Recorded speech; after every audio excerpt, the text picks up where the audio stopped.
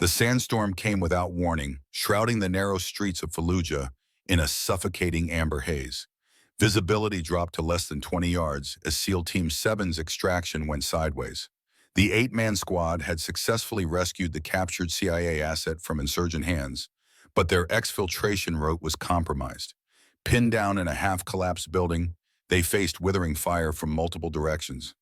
Lieutenant Alex Matthews lay against a crumbling wall, blood seeping through his tactical vest, where a 7.62mm round had punched through his shoulder. The team's primary sniper he had been providing overwatch when the ambush struck. Now his SR-25 precision rifle lay beside him unused as he struggled to maintain consciousness. "Doc, how much longer on that evac?" Matthews shouted over the cacophony of automatic weapons fire. The team's medical specialist, Catherine Sullivan, Kate, to those who knew her, finished securing a pressure bandage to his wound.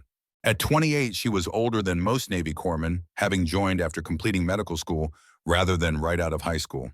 Her hands moved with practiced efficiency, never wasting a motion.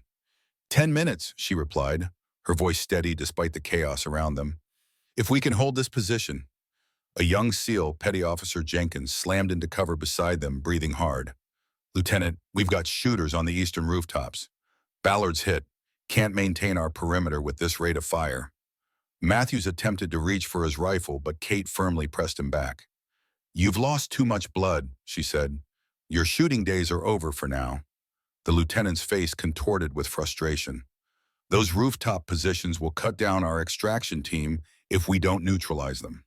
Kate's eyes moved to the SR-25, then to the eastern windows where dust-filled sunlight cut through the sandstorm in weak, diffuse beams. Something changed in her expression, a slight hardening around the eyes, a subtle squaring of the shoulders. "Where exactly?" she asked quietly. Jenkins looked at her in confusion. "What, the shooters? Where exactly are they positioned?" Matthews and Jenkins exchanged glances. "Doc, this isn't the time." "4 positions," Jenkins said, cutting off Matthews. 2 on the 3-story structure at our 2 o'clock approximately 600 meters. 1 on the minaret at 800 meters. Another on the water tower, maybe 750. Kate nodded once, then reached for Matthews' rifle. "I need your scope data." The lieutenant stared at her. "Sullivan, what the hell do you think you're doing? Buying us 10 minutes. She checked the magazine, then the chamber with practiced hands that betrayed years of familiarity with the weapon system. Winds blowing east to west, 20 knots gusting to 30. Visibility approximately 30% through the storm. Scope zeroed at 500. Matthews nodded dumbly, pain momentarily forgotten in his shock. Kate moved to the window, setting up the rifle on a chunk of fallen concrete with the same methodical precision she'd shown treating wounds. Her breathing changed slower, more deliberate. She settled behind the scope, her body relaxing into a perfect shooter's position that spoke of thousands of hours of practice. "Sullivan, you're a corpsman, not a—" The rifle cracked once. 800 meters away, the minaret shooter fell. Before anyone could speak, she adjusted her position by millimeters, tracked, and fired again. The water tower shooter dropped. 2 more shots in rapid succession, and the rooftop was clear. 4 shots, 4 kills through a sandstorm at distances that would challenge the team's designated marksman in perfect conditions. She handed the rifle back to the stunned lieutenant. "Extraction route is clear," she said, her voice returning to its normal professional tone. "Let's get you stabilized for transport." The entire SEAL team stared at her. Petty Officer Jenkins broke the silence first. "What the actual Later." Kate cut him off, returning to Matthew's wounds. "We need to move now, Sashan." After their return to base, the questions began. How had a Navy corpsman with no sniper training made 4 impossible shots in combat conditions that would challenge even the most elite operators? Kate's service record showed only basic marksmanship qualifications. Her background was in emergency medicine, with no special operations experience prior to her attachment to SEAL Team 7. In a sterile interrogation room at Camp Fallujah, Captain Thomas Reynolds of Naval Intelligence pressed for answers. "Where did you learn to shoot like that specialist Sullivan?" Kate sat with perfect posture, her face composed. "I qualified on rifle during basic training, sir."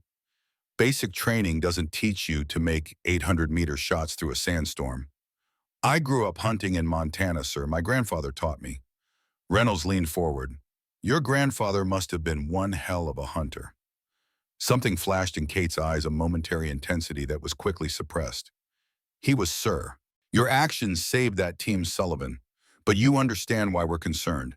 You displayed skills far beyond your rating or training, skills you never disclosed during your enlistment. Was I required to disclose childhood hobbies, sir? Reynolds studied her for a long moment. We'll be looking into your background specialist, more thoroughly this time. Kate met his gaze without flinching. You won't find anything that isn't already in my file, sir. The investigation stalled against Kate's silence and lack of evidence beyond the inexplicable shooting display. Without grounds to hold her, the Navy eventually allowed her to return to duty with a commendation for her actions saving the SEAL team. The incident was classified and filed away and gradually forgotten by most, but not by all. 18 years later, Dr. Catherine Sullivan unpacked her medical supplies in the austere confines of Eagle's Nest FOB. At 46, she carried herself with the confidence of someone who had seen the worst humanity could offer and remained unbowed. Her dark hair was streaked with premature silver at the temples, kept in a practical bob that required minimal maintenance in field conditions. The lines around her eyes and mouth spoke of years spent squinting against desert sun and too few nights of proper sleep. The small medical tent stood in stark contrast to the organized chaos of the rest of the forward operating base. Every item had its place arranged with a precision that bordered on obsessive. Bandages and medications were inventoried, labeled, and positioned for maximum efficiency. The surgical instruments gleamed under the harsh LED lights, meticulously sterilized despite the ever-present dust that infiltrated everything in this corner of Afghanistan. Outside the base hummed with pre-mission activity. Eagle's Nest housed a Tier 1 Delta Force unit tasked with high-value target operations in one of the most contested regions of Afghanistan.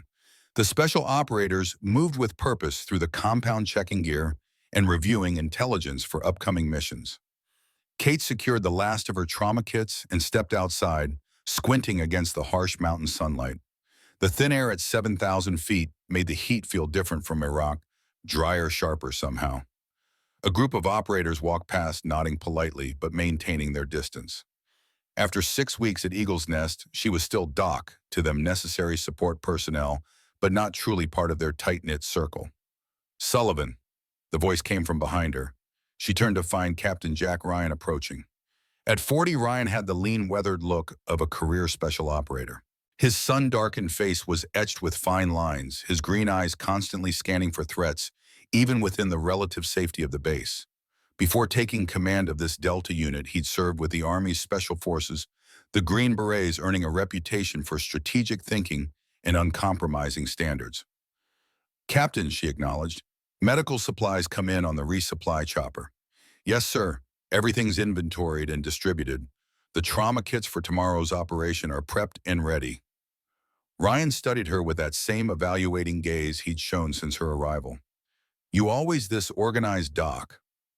I find efficiency saves lives, Captain. That it does. He paused, seemingly weighing his next words. Your transfer papers list 4 deployments to Afghanistan, 3 to Iraq. That's correct. Unusual for medical personnel to volunteer for that many combat rotations. Kate met his gaze evenly. Some people find their purpose in difficult places, sir. Ryan nodded slightly to him. Colonel Herrick wants to see you. Command tent, 15 minutes. As he walked away, Kate noticed a slight hitch in his gait, an old injury possibly from the infamous Battle of Roberts Ridge, where several Delta operators were wounded. She'd treated enough combat veterans to recognize the signs of a man who pushed through chronic pain as a matter of course. She had 15 minutes until her meeting with the base commander. Enough time to check on yesterday's casualty. In the recovery section of the medical tent, Staff Sergeant Mike Torres lay on a field cot, his leg heavily bandaged. He'd been brought in the previous day after a reconnaissance patrol encountered unexpected resistance.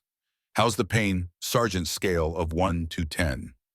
Torres grimaced. Holding at a 4, Doc. That new medication's working better. Kate checked his vitals, noting them in his chart. The wound's clean, no signs of infection. When can I get back to my team? Not for at least 2 weeks. That round did significant tissue damage. Torres frowned. The boys are heading out tomorrow. They need their comms specialist. They need their comms specialist alive and with 2 functioning legs. Kate countered, adjusting his IV. You'll sit this one out. As she changed his bandages, Kate examined the wound carefully. The entry pattern didn't match the typical Taliban weaponry. The tissue damage suggested a bullet with different ballistic properties, higher velocity, possibly a specialized round. Something wrong, Doc? Torres asked, noticing her extended examination. Just being thorough. She secured the fresh dressing. Did you get a look at who shot you? Negative. They had good cover, professional setup, not your typical Taliban fighters. Torres lowered his voice. Word is there's some private military contractors operating in the area. Bad news. Kate kept her expression neutral, but her mind cataloged the information. Private contractors with specialized ammunition operating where they shouldn't be. Rest up, Sergeant. I'll check on you after my meeting with Colonel Harrison. Before leaving, she carefully collected a small fragment from Torres's wound that had worked its way to the surface, a sliver of metal she'd removed during debridement. Most medical personnel would have discarded it as debris. Kate slipped it into a small evidence container and tucked it into her pocket. Some wounds told stories if you knew how to read them. The Montana morning was crisp, the kind that painted frost on the tall grass and turned breath into ghost-like plumes. 6-year-old Catherine Sullivan followed her grandfather along the ridge trail, struggling to match his long strides despite her determination. William Eagle Eye Sullivan moved through the forest with the quiet efficiency of a man who had spent decades perfecting the art of invisibility. At 65, he remained as straight-backed and alert as he had been during his military service. His weathered face, lined by years in the field, gave nothing away as he navigated the familiar terrain of their family property, 300 acres of pristine Montana wilderness that had been in the Sullivan family since 1776, when Catherine's ancestor had received it as payment for his service as a sharpshooter in the Continental Army. Keep your feet soft, little eagle, William instructed, his voice barely above a whisper. Feel the ground before you put your weight down. Kate nodded earnestly, carefully placing each foot as he'd shown her.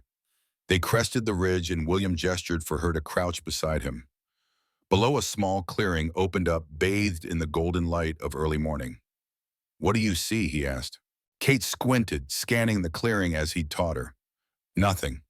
William handed her a pair of binoculars adjusted for her smaller face. Look again. Don't just use your eyes. Use this. He tapped his temple gently. Through the binoculars, Kate studied the clearing with renewed concentration. After a full minute, she spotted it, a slight movement at the edge of the tree line. A white-tailed deer so perfectly still, it had blended into the dappled shadows. There, she whispered.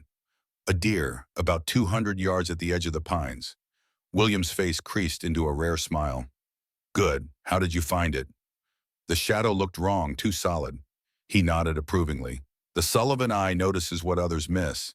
That's why we've survived 7 generations of war. That's why we're still here when others aren't. From a weathered leather case, William produced a rifle, an M1 Garand, that had seen action in World War II. He handled it with reverence, checking the action with practiced hands. This was my father's rifle, he explained. He carried it through France in 1904. Before that, my grandfather used a Springfield in the Great War, and before him a Sharps rifle in the Civil War. Kate listened with wide eyes. The Sullivan family history was intertwined with America's wars, a legacy of distinguished marksmen who had served their country from the Revolution forward. William had continued that tradition, though his service record contained significant gaps that even Kate's father seemed unable or unwilling to explain. Today, I'll teach you about trajectory. William continued, setting up a small shooting mat. A bullet doesn't travel in a straight line. It arcs like throwing a ball. Gravity pulls it down. Wind pushes it sideways. He explained the basics of ballistics in simple terms a child could understand, yet never talking down to her. William had always treated Kate as if she were capable of understanding anything, given the proper explanation. The most important lesson, he said, positioning the rifle, is patience. A Sullivan never rushes a shot. We wait for the perfect moment, the space between heartbeats. What does that mean, Grandpa? William placed his weathered hand over his heart. Feel your heartbeat, Katie. Each beat makes your body move just a tiny bit. Between those beats, there's a moment of perfect stillness. That's when you take the shot. He demonstrated his breathing, slowing body relaxing into the rifle. When he fired the deer in the clearing, never knew what hit it. A clean, instant kill from 200 yards. That deer will feed our family for a month, William explained as they hiked down to retrieve it. We never waste what we take. That's the Sullivan way. We respect life even as we take it. As William field dressed the deer with expert hands, he continued his lesson. Your father doesn't understand our legacy, Katie. He chose a different path. First Sullivan in 7 generations not to answer the call. Kate remained silent. Her father, Robert Sullivan, was an engineer with a mining company, his relationship with William strained by choices made decades earlier. But I see something in you. William continued, his blue eyes so much like her own studying her face. The Sullivan eye, the ability to see what others miss. That evening, as they carried the processed venison back to the family cabin, William told her stories of his time in Vietnam with the Studies and Observations Group, the SOG, a classified special operations unit that conducted covert missions throughout Southeast Asia. Official records say I was a regular infantryman, he explained. But we operated where America officially wasn't doing things that officially never happened. Kate absorbed every word, fascinated by this side of her grandfather that seemed so different from the quiet man who taught Sunday school in town and attended every one of her school functions. After Vietnam, I joined a different unit. William said, his voice dropping, even though no one else was around for miles. Something called Eagle Team, formed in '62 after the Cuban Missile Crisis brought us to the brink. We made sure it never happened again. What did you do? Kate asked, eyes wide. William smiled enigmatically. We protected America from threats most people never knew existed. Years later, Kate would understand the significance of what her grandfather had shared with her that day, the first glimpse into a shadow world that would eventually shape her own destiny. Colonel Robert Harrison was a rarity in modern special operations, a Vietnam-era warrior still on active duty, at 65 kept in service by connections in the Pentagon and an institutional knowledge too valuable to lose. His office in the command tent was Spartan, but for the wall of maps detailing the operational area and the small table where he kept photographs of men he'd served with across 5 decades of conflict. Dr. Sullivan, he greeted Kate as she entered. Thank you for coming. Please sit. Kate took the offered seat, noting the dossier on his desk with her name clearly visible on the tab. I've been reviewing your service record. Harrison began opening the file. Graduated top of your class at Johns Hopkins Medical School. Joined the Navy instead of taking lucrative civilian offers. 7 combat deployments. Multiple commendations for service under fire. He looked up, his faded blue eyes shrewd beneath bushy white eyebrows. Impressive resume. Thank you, sir. But you've seen more combat than most operators. Harrison closed the file. Your transfer to this AFOB was specifically requested. Kate maintained her neutral expression. I go where I'm needed, Colonel. Indeed. Harrison leaned back in his chair. Tell me, Doctor, does the name William Sullivan mean anything to you? The question hung in the air between them. Kate's pulse quickened slightly, though her face betrayed nothing. My grandfather, sir. Harrison nodded slowly. I thought so. The resemblance is there around the eyes especially. He reached into a drawer and removed an old photograph, sliding it across the desk. The faded color image showed 2 men in civilian clothes standing on a mountain ridge. One was unmistakably a younger William Sullivan. The other was Harrison himself, perhaps 30 years younger. Your grandfather and I served together, Harrison said quietly. Not in Vietnam, after. In places that don't appear in any official record. Kate studied the photograph, then looked up at Harrison. Eagle Team. A flash of surprise crossed Harrison's face. He told you. Some, not everything. Harrison retrieved the photo, his weathered fingers lingering on the image. William Sullivan was the finest operator I ever knew. The best shot, the steadiest hand, the clearest eye. We called him Eagle Eye Sullivan not just for his marksmanship, but for how he could spot patterns others missed. Kate remained silent, waiting. I was deeply sorry to hear of his passing in 2018. Harrison continued. The official report listed him as a civilian contractor killed in Syria. We both know that wasn't the whole truth. No, Kate agreed quietly. It wasn't. Harrison studied her for a long moment. How much did he tell you about Prometheus Protocol? The question sent a chill down Kate's spine. Her grandfather's journal had mentioned that name only in the final pages written shortly before his death. Only that it existed. That it represented a fundamental perversion of what Eagle Team was created to do. Harrison nodded grimly. He was right. He stood moving to the map wall. Dr. Sullivan, I requested your transfer here for a specific reason. We have a situation developing that connects directly to your grandfather's last mission. He pointed to an area in the mountains approximately 50 kilometers from their position. Intelligence suggests a high-value Taliban commander is operating from this village, possibly holding an American aid worker captured 3 weeks ago. My medical expertise is needed for the extraction mission, Kate surmised. That's the official reason, Harrison agreed. But there's more. We've detected signs of private military contractors operating in the same area, using equipment and tactics that don't match standard Taliban or local militia patterns. Cerberus Military Solutions, Kate said flatly. Harrison's eyebrows rose slightly. You're well informed. I found references in my grandfather's personal effects. He believed they were involved in his final mission. He was right, Harrison confirmed. Cerberus began as a legitimate private security firm staffed largely by former special operations personnel. Over time, they've evolved into something more dangerous, a private army for hire to the highest bidder operating outside any legitimate oversight. He returned to his desk, lowering his voice. Their field commander in this region is Richard Stanton, codenamed Viper. Former Delta Force, later recruited to the CIA's Special Activities Division, trained at the Farm and Fort Bragg's Special Warfare Center. One of the most lethal operators ever produced by our system, and now he's working for private interests. Kate's expression darkened at the name. Stanton. My grandfather mentioned him in his journals. They were close once. Very close, Harrison confirmed. They served together on Eagle Team for nearly 2 decades. William was Stanton's mentor, taught him everything he knew. Some said Stanton was the closest thing to a son William ever had, especially given the estrangement with your father. What happened between them? Differences in philosophy after the Cold War ended. William believed our mission remained the same, protect America from existential threats. Stanton saw other opportunities. The private sector was hungry for men with their skills. And you believe Stanton was connected to my grandfather's death? Harrison's face hardened. I don't believe, Doctor. I know.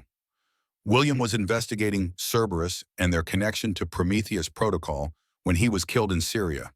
The mission was compromised from within. Kate absorbed this information, pieces falling into place.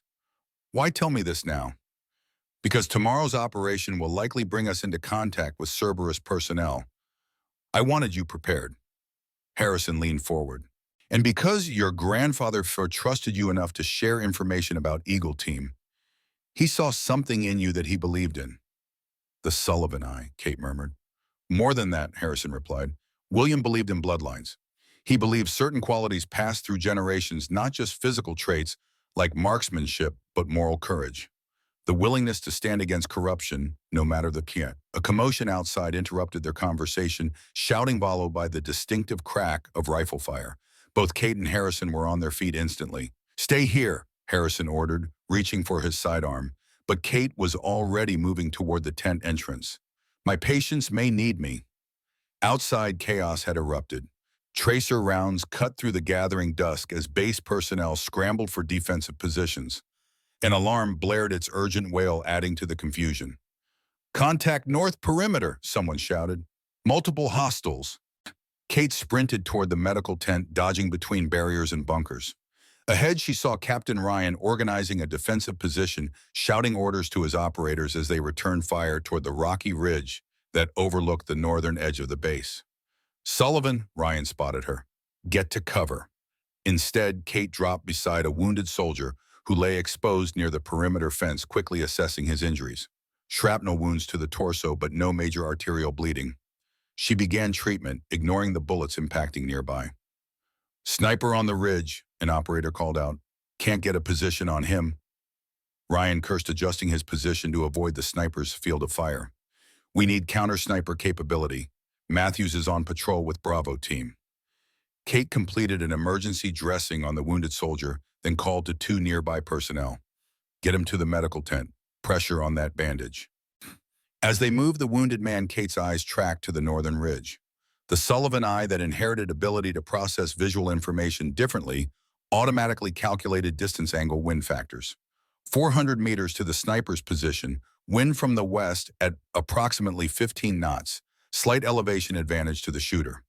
Without conscious thought, Kate moved to a fallen operator who lay motionless nearby, his M4A1 carbine still clutched in lifeless hands.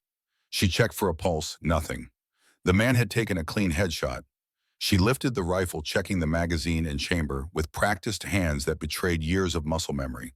The weapon had an ACOG scope mounted, not ideal for the distance, but workable. Kate settled into position behind a concrete barrier, her body automatically assuming the perfect shooter's stance her grandfather had drilled into her since childhood. Her breathing slowed. The chaos around her faded to background noise as she focused through the scope, scanning the ridge methodically.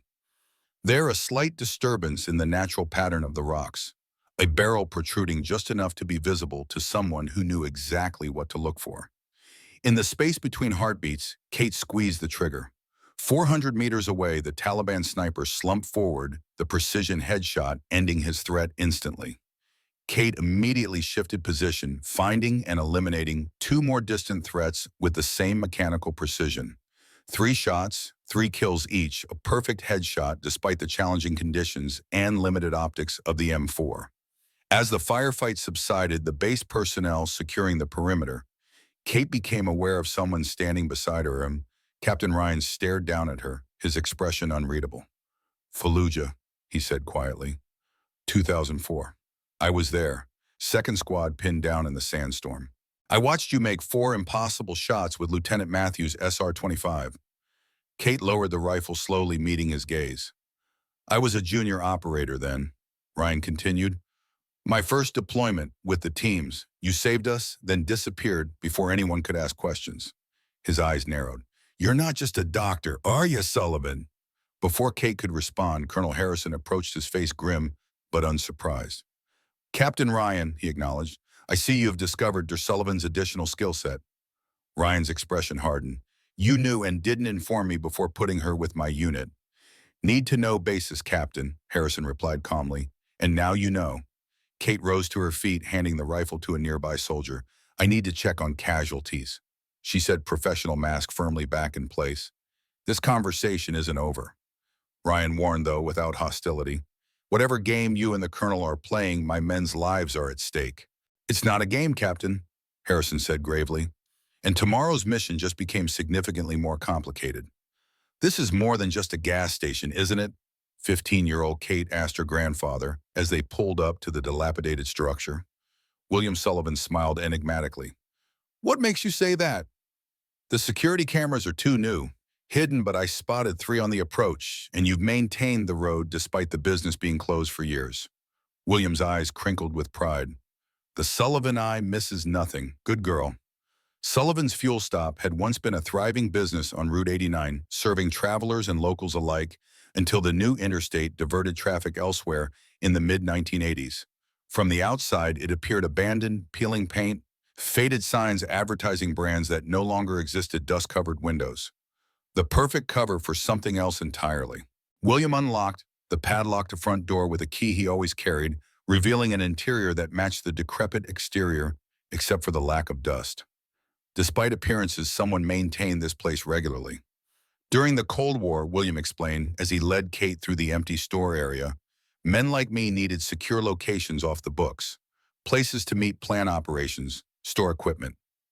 In the back office, William motioned aside a heavy metal desk, revealing a trap door set into the concrete floor.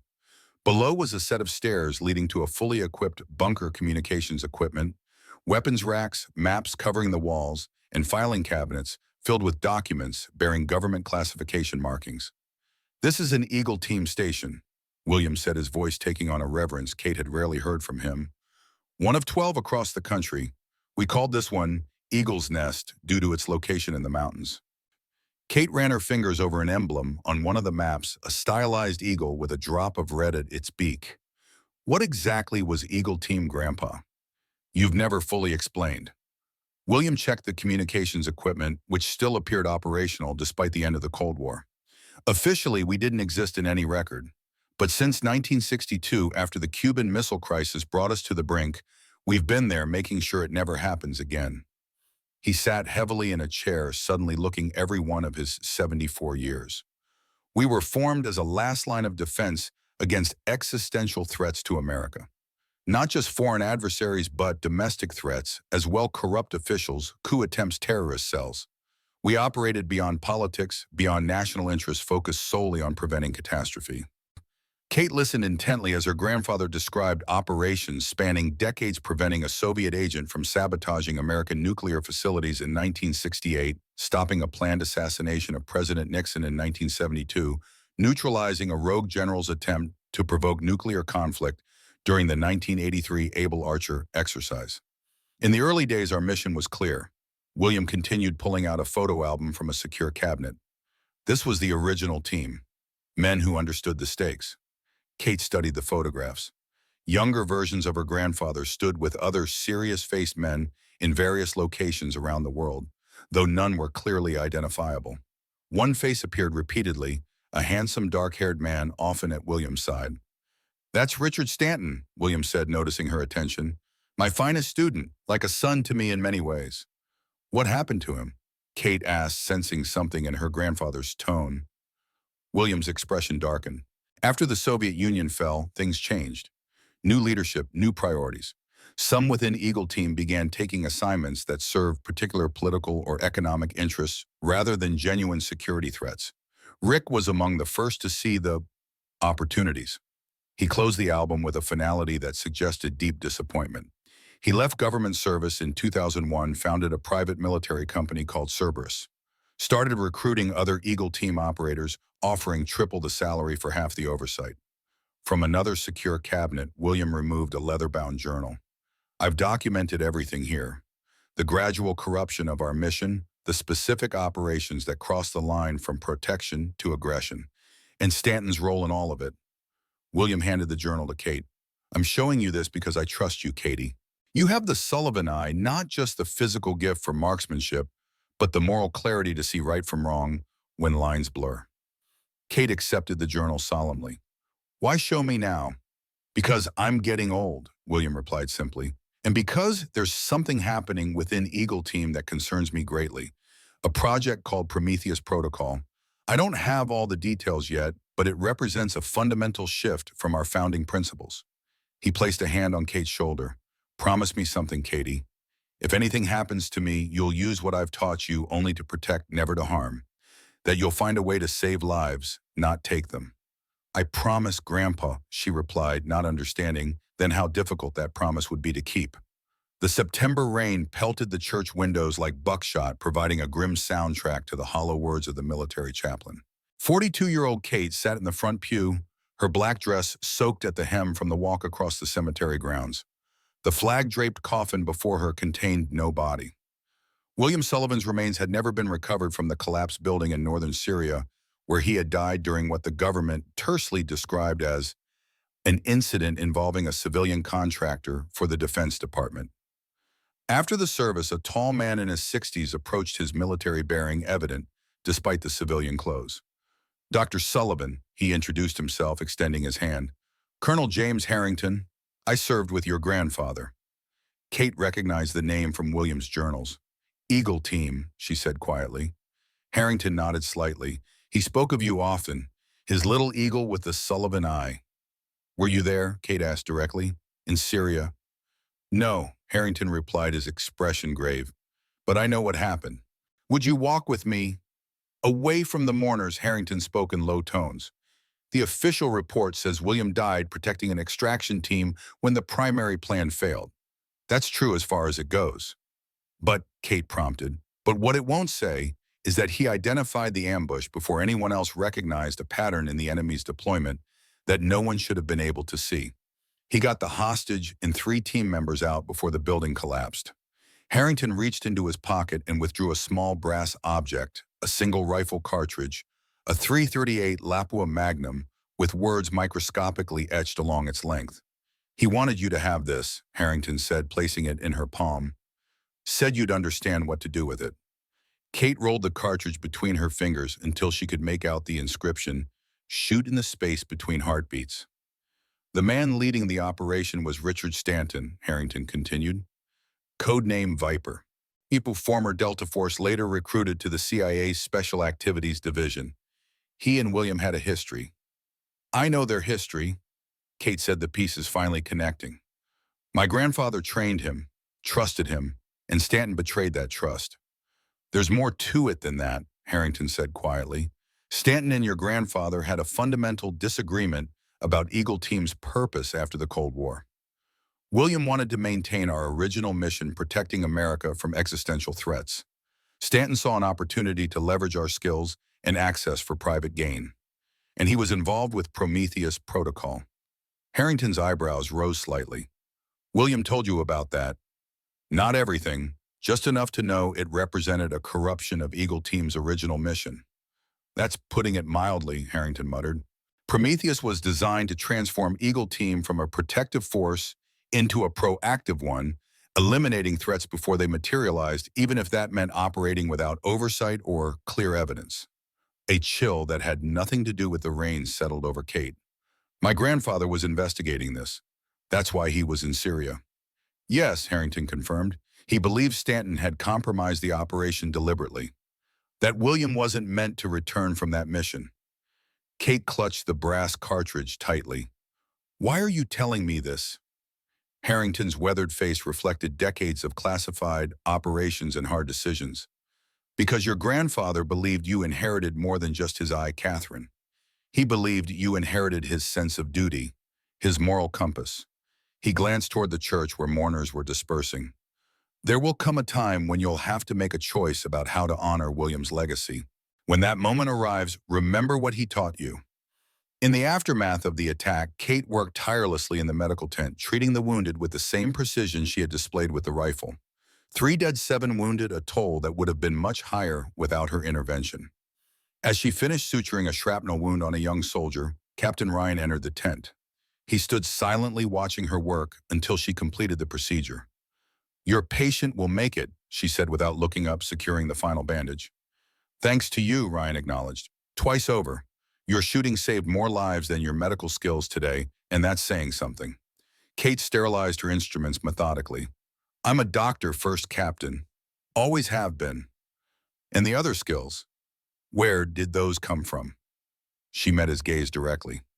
Family tradition. Ryan stepped closer, lowering his voice. Colonel Harrison has ordered a briefing in 20 minutes. Operation Crimson Dawn is still a go for tomorrow despite today's attack. He hesitated. He wants you there, not just as our medical support. I understand. Do you, Ryan challenged? Because I'm responsible for every operator on this mission, and I need to know exactly who I'm taking into the field. No more secrets, Arnold Sullivan. Kate considered him for a moment, weighing how much to reveal. My grandfather was William Sullivan, a special operations veteran with particular skills. He taught me marksmanship from childhood. I chose medicine as my path, but I never forgot his training. That explains the shooting, Ryan conceded, but not why Harrison specifically requested you for this deployment or why you're suddenly being included in operational planning. That's the colonel's story to tell, Kate replied. But it involves a private military company called Cerberus, their field commander, Richard Stanton, and my grandfather's death in Syria 4 years ago. Ryan's expression hardened. Cerberus, I've encountered them before. Afghanistan 2016, Iraq 2019. Always operating in gray areas, always with plausible deniability from whoever was paying them. They'll be in that village tomorrow, Kate said with certainty. The same men who killed my grandfather. This isn't about revenge, is it? Ryan asked sharply. Because I won't risk my operators on a personal vendetta. No, Kate replied honestly. It's about completing my grandfather's mission. He died trying to expose corruption within a classified program called Prometheus Protocol. Corruption that threatens national security far beyond this mountain valley. Ryan studied her for a long moment, his expression unreadable. Finally, he nodded. Briefing in 15. Don't be late, Sullivan. He turned to leave, then paused. And bring your full skill set. I have a feeling we'll need both the doctor and the shooter tomorrow. As Ryan departed, Kate removed the brass cartridge from around her neck, studying the microscopic inscription her grandfather had left her. Shoot in the space between heartbeats. The words had guided her marksmanship since childhood, but now they seemed to carry a deeper meaning. Find clarity amidst chaos, perfect precision, in both healing and when necessary in dealing death.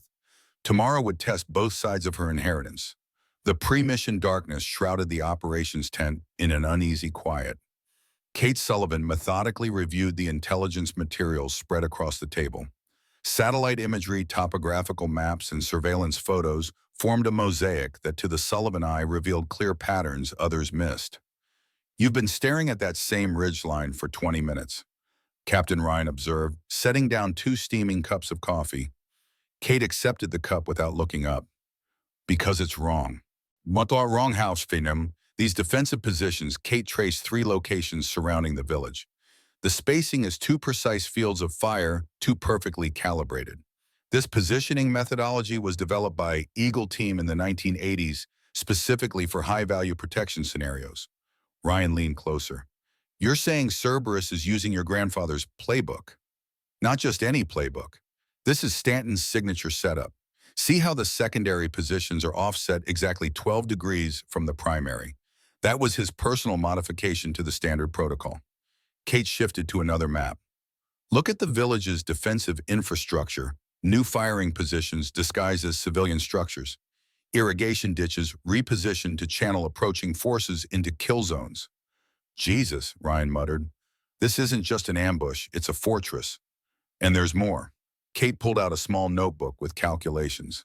"Based on the pattern of modifications, I estimate at least 20 professional operators, not local Taliban, equipped with next-generation tactical gear, encrypted communications, and specialized weapons."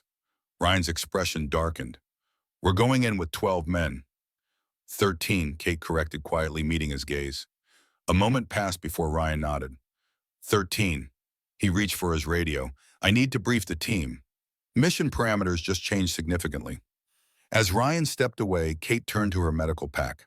Alongside standard combat medical supplies, quick clot combat gauze, chest seals, tourniquets, pressure bandages, she had added specialized items based on her analysis of likely Cerberus weaponry, burn treatment for white phosphorus injuries, advanced airway management tools, and additional pain management options.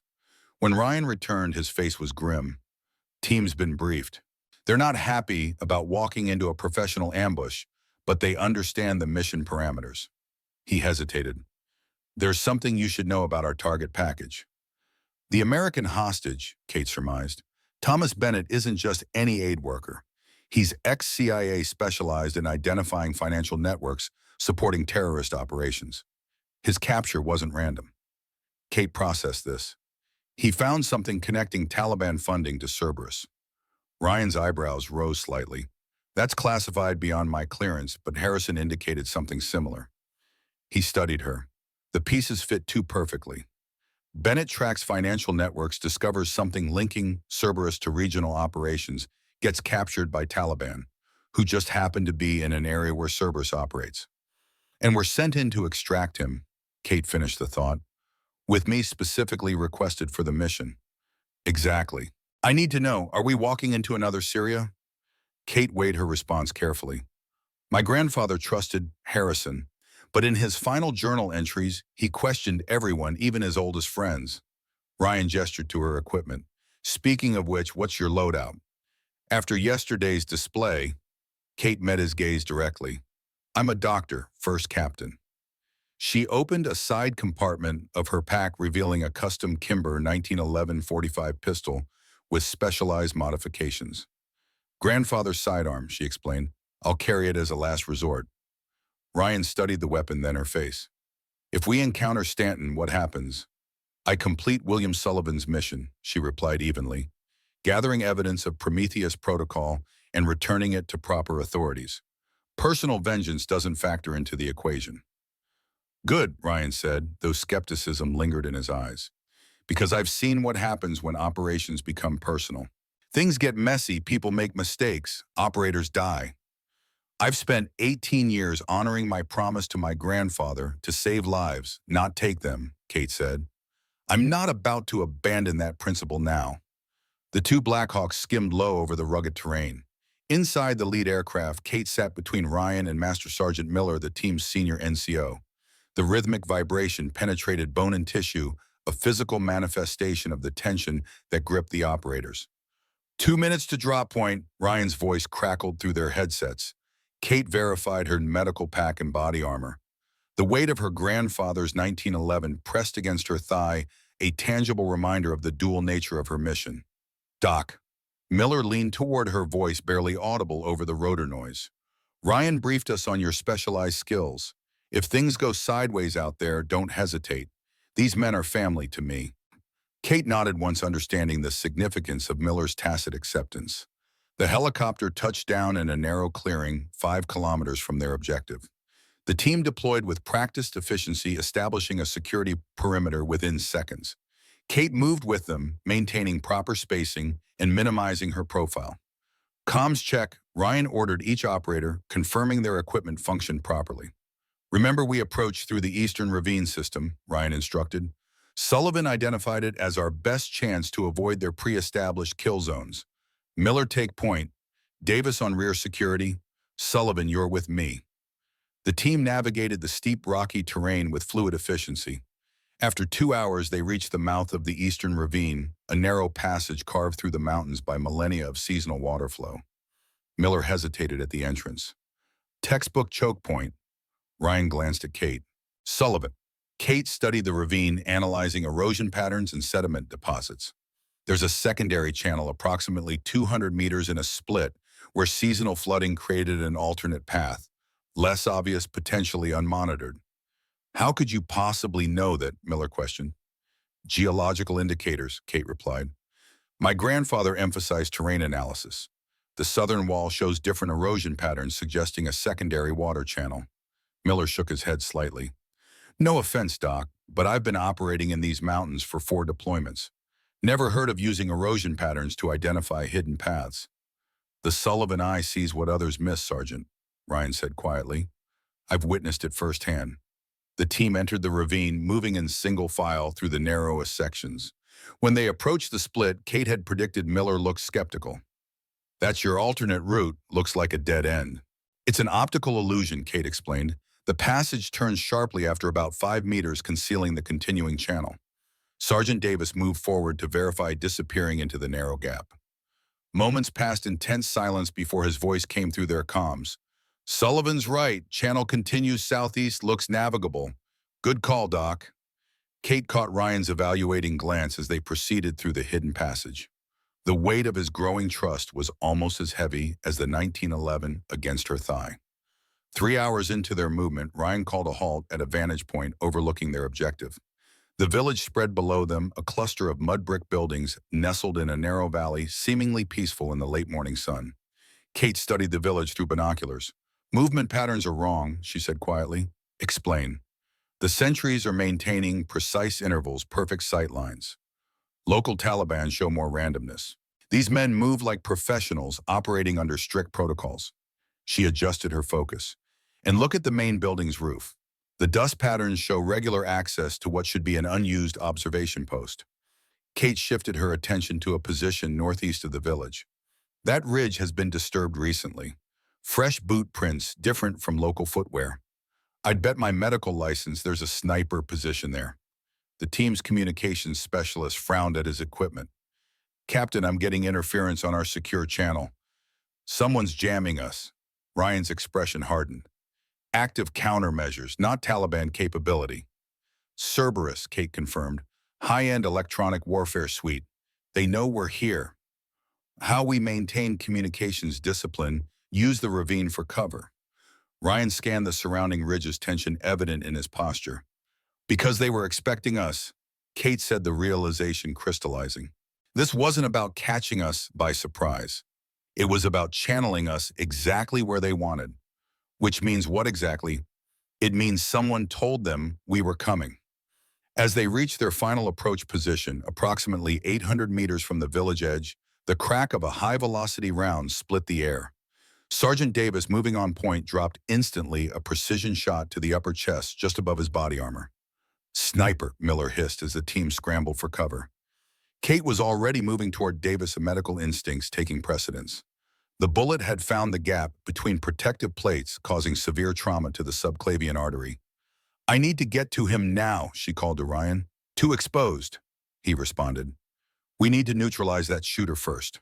Another shot struck inches from Kate's position, sending fragments of rock spraying across her face. The precision of the follow-up made it clear the sniper was deliberately targeting her. Recognizing the medic as a priority, Davis's life was literally bleeding away. In that moment, Catherine Sullivan faced the choice she had been avoiding since her grandfather's death. The wounded operator's SR-25 sniper rifle lay beside him, her gaze locked on it, years of muscle memory stirring beneath her medical training. "Sullivan," Ryan shouted over the increasing gunfire, "we need those skills now, or we lose Davis." Time seemed to slow as Kate made her decision. With a silent apology to her grandfather, she reached for the rifle. The SR-25's weight felt both foreign and familiar, like returning to a childhood home. The rifle tucked against her shoulder with muscle memory that transcended the years she'd spent avoiding this moment. "Cover me!" Ryan shouted as the team laid down suppressive fire. Kate moved to a position behind a large boulder. Her breathing slowed automatically. In holdout, finding that perfect stillness between heartbeats that William Sullivan had drilled into her since childhood. Through the scope, the harsh landscape transformed into a mathematical grid. The wind rippled through scrub brush, telling her everything she needed to know about direction and speed. "There," she whispered, spotting the faintest disturbance of light at 847 meters. She made minute adjustments and squeezed the trigger in the space between heartbeats. The enemy sniper jerked backward, his position suddenly vacant. One shot at one elimination. "Second shooter," she called out, already swinging the rifle to a new position. Eastern outcropping, behind the dead tree. Her second shot cracked across the valley. "Confirm that one's down," Miller called. Kate was already searching for the third shooter. "There's a third," she stated with calm certainty. "Western approach, using that rock formation for cover." "How can you possibly know that?" Jenkins asked incredulously. "Because it's what I would do," she replied simply. "Classic triangulation. Stanton taught it to my grandfather, who taught it to me." The movement was almost imperceptible, a slight shift of shadow at 1,000 meters. An impossible shot for most marksmen. Kate adjusted her position, factoring in the increased distance in wind patterns. This time, when she fired, the round struck a metal fragment on the rock face first, deflecting at precisely the calculated angle to reach the concealed shooter. "Jesus Christ," Miller breathed. That was a bank shot. You deliberately ricocheted that round." "Holy hell, Doc!" Ryan's voice held equal parts awe and wariness. Kate lowered the rifle, already transitioning back to her role as medic. "I need to get to Davis now." As she worked to stabilize Davis, the distinctive sound of helicopter rotors echoed through the valley. "Mi-24 Heinz," Miller identified. "Two of them coming in fast from the north." Ryan cursed under his breath. "Those definitely aren't ours." "Mi-24s are Soviet-designed attack helicopters," Kate explained as she inserted a chest tube into Davis. "Heavily armored, designed for close air support. They were used extensively by Soviet forces in Afghanistan during the 1980s. "Cerberus," Ryan concluded grimly. Kate nodded, never looking up from her patient. "They're responding to the loss of their sniper team. Standard protocol, overwhelming force to eliminate threats." The helicopters appeared over the northern ridge, heavy-caliber machine guns sweeping the area where the team had taken cover. "We need to move," Ryan ordered. "Current position is too exposed." Kate finished stabilizing Davis. "He can be moved, but carefully. The bleeding's controlled, but that could change with rough handling." "Options?" Ryan asked, his gaze taking in the approaching helicopters and their limited cover. Kate assessed their situation rapidly. "There's a cave system approximately 300 meters southwest. Natural limestone formations create extensive underground networks. We can use them to bypass the village entirely." "How do you know that?" Ryan questioned. "My grandfather mapped these mountains during the Soviet-Afghan War," Kate explained as she prepared Davis for transport. "Eagle team operated here, providing covert support to the Mujahideen. He documented every cave system they encountered. As cannon fire from the Mi-24s chewed into the rocks around them, Ryan organized a tactical withdrawal to the caves. Miller Rodriguez carried Davis, Jenkins rear security, the rest of you covering fire. Move in pairs, 15-second intervals." The team executed the withdrawal with professional precision, maintaining suppressive fire against the helicopters while carrying their wounded teammate to safety. Kate directed them toward the narrow cave entrance, partially obscured by scrub brush and natural rockfall. "How the hell did you spot that?" Miller asked as they entered the relative safety of the cave. "Pattern recognition," Kate replied, immediately checking Davis's condition. "Limestone creates distinctive erosion features." My grandfather made sure I could read terrain like others read books. Inside, Ryan activated a tactical light. Which way? He asked Kate. She oriented herself, quickly recalling the mental maps William had imprinted in her memory. Follow the water flow direction. The main passage branches approximately 200 meters ahead. We want the southern fork. It eventually emerges near a seasonal riverbed 3 kilometers east of the village. As they moved deeper into the cave system, the distant sound of the Mi-24s faded to a muffled thrum. Kate walked alongside the operators, carrying Davis, monitoring his condition constantly. His color remained good, breathing stable. The chest tube was working. Will he make it? Ryan asked quietly, falling into step beside her. If we can get him to proper medical facilities within the next 6 hours, yes. Kate adjusted Davis's IV line. The round missed his subclavian artery by millimeters. If it hadn't, she didn't need to finish the thought. Ryan studied her face in the dim light. That's shooting back there. 3 targets, 3 kills, including a ricochet shot off a rock face. That's beyond Special Forces training. The Sullivan eye, Kate acknowledged. It's more than just exceptional vision. It's a different way of processing visual information. Distances, angles, trajectories, they all appear as mathematical equations to be solved. And your grandfather had this gift. 7 generations of Sullivans have had it to varying degrees. My grandfather said it first appeared in a Sullivan who served as a sharpshooter in the Continental Army. Genetic memory, Ryan mused. Some skills passed down through bloodlines. My grandfather believed so. He said certain families carried specific gifts, the capacity for perfect pitch, mathematical genius, extraordinary strength. The Sullivan eye was ours. And you chose medicine instead of following the family tradition. Kate met his gaze in the dim light. I chose to save lives instead of taking them. Until today. You saved Davis by taking those shots, Ryan pointed out. Sometimes protecting life requires force. That's what my grandfather always said, Kate admitted. I just never wanted to believe he was right. Their conversation was interrupted by Miller's return from his forward reconnaissance. Passage narrows significantly ahead, then opens into a chamber before the final exit tunnel. No signs of hostiles, but our comms are still jammed, can't reach base to arrange extraction. Ryan considered their options. We continue to the exit, establish defensive position, then attempt to reach higher ground where the jamming might be less effective. Sullivan, what's the terrain like outside the exit? A box canyon that opens eastward. Good cover from aerial observation due to overhanging rock formations, but limited escape routes if we're discovered.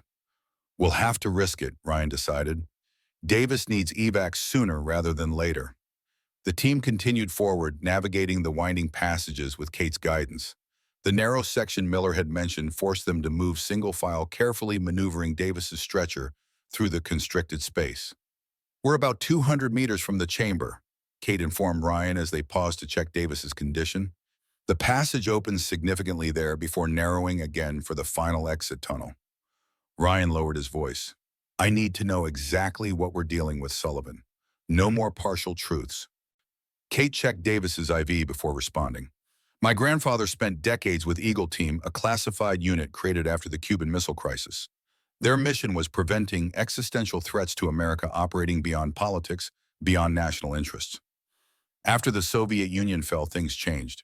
By the 1990s, certain elements within Eagle Team had formed connections with private corporations conducting operations that benefited specific economic objectives rather than national security. And Prometheus Protocol, the culmination of that corruption, a project to transform Eagle Team from a protective force into a proactive one, eliminating perceived threats before they materialized, operating without oversight or clear evidence, essentially turning America's most elite covert operators into corporate mercenaries. And Stanton, he was like a son to my grandfather. William trained him, mentored him, trusted him completely. When Eagle Team began to change after the Cold War, Stanton saw opportunities my grandfather couldn't accept. They had a fundamental split in philosophy about what their skills should be used for. Did Stanton kill your grandfather? Ryan asked directly. Kate's expression hardened. The evidence strongly suggests it. He was leading the Syria operation where my grandfather died. The mission was compromised in ways only someone with intimate knowledge of the team's approach could have arranged. And Harrison, where does he fit in all this? Before Kate could answer, they reached the large natural chamber Miller had described. Stalactites hung from the ceiling like stone daggers, water droplets glistening in the beams of their tactical lights. The team spread out securing the perimeter of the chamber while Kate checked on Davis again. All clear, Miller reported. Exit tunnel is on the far side just as Sullivan described. As the last operator entered the chamber, a blinding flash erupted at the far end, followed by the deafening concussion of a controlled explosion. Rock and debris cascaded from the ceiling, partially collapsing the passage they had intended to use as their exit. Ambush! Ryan shouted as muzzle flashes erupted from elevated positions around the chamber. The team scattered for cover, returning fire as they identified enemy positions.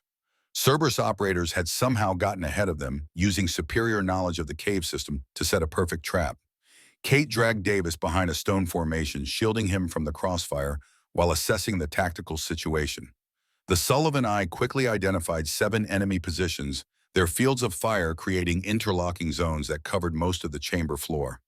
Ryan slid into cover beside her, firing controlled bursts toward the nearest enemy position. "They knew exactly where we'd be," he growled. "How the hell did they get ahead of us?" The answer came to Kate in a flash of insight. "There's another entrance. Has to be. My grandfather's maps showed only what Eagle Team had explored, but these cave systems can be extensive." "Great," Ryan muttered. "Now what?" Kate studied the chamber ceiling, where the explosion had weakened natural supports. "We create our own exit," she said, reaching for her medical pack. From a hidden compartment, she removed 3 small devices that resembled medical auto-injectors. "What are those?" Ryan asked. "Grandfather's insurance policy," Kate replied, handing him 2 of the devices. "Concentrated breaching charges disguised as medical equipment. Low yield, high precision. Place them at the base of that column in the 115 meters to your right. I'll place the 3rd. On detonation, they'll bring down enough of the ceiling to create a diversion and possibly a new passage upward." Ryan's eyebrows rose. "You've been carrying explosives in your medical pack this entire time." "William Sullivan believed in being prepared," Kate replied simply. "Cover me." As Ryan coordinated suppressive fire from the team, Kate moved from cover, placing her charge at the base of a natural column that supported a significant portion of the chamber ceiling. The Cerberus operators concentrated fire on her position, bullets striking stone inches from her head as she set the device. Ryan successfully placed his charges despite the intense fire, rejoining Kate behind cover. "Charges set. Now what?" Kate activated a small remote detonator. "Now we make our own luck." The 3 charges detonated simultaneously, their precision engineering focusing the explosive force exactly where needed. The targeted columns crumbled, bringing down a section of the chamber ceiling with a thunderous roar. Dust and debris filled the air, temporarily blinding everyone in the chamber. "Move." Kate shouted, guiding the team toward where the ceiling collapse had created a rough ramp of fallen rock, leading to a previously inaccessible upper passage. As the dust began to settle, the team scrambled up the debris pile, carrying Davis with them. The Cerberus operators attempted to regroup, but the ceiling collapse had buried at least 2 of their positions and disrupted their carefully planned fields of fire. The upper passage was narrow but navigable, twisting upward through the mountain. Kate led the way, the Sullivan Eye picking out the safest route through uncertain terrain. After 15 minutes of difficult climbing, they emerged onto a small ledge halfway up the mountain's eastern face. Not the exit Kate had originally planned, but one that provided temporary safety from pursuit.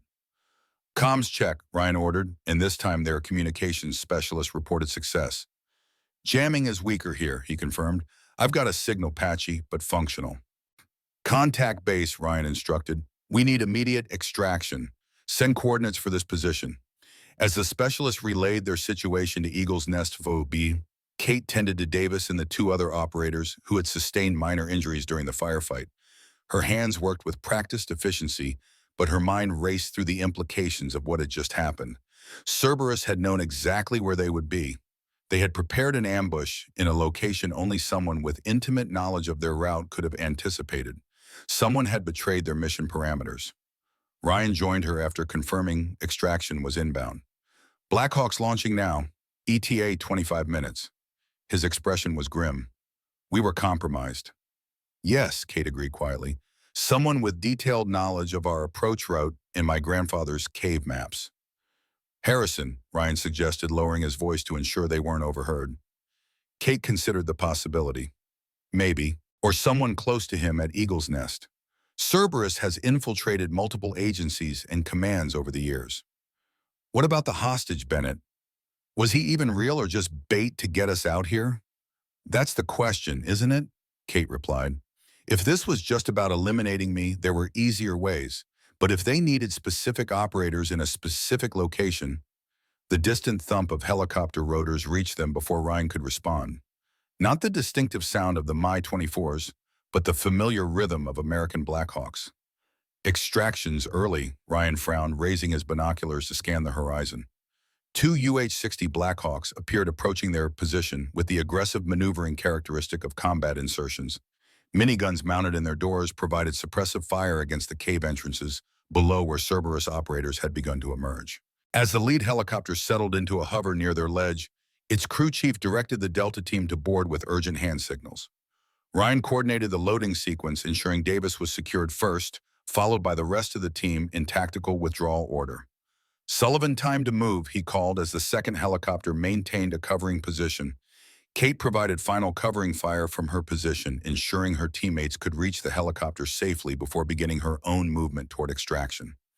As she reached the waiting Black Hawk, a single shot cracked past her so close, she felt the disturbed air against her cheek. Miller reached out, physically pulling her into the helicopter as it began to lift.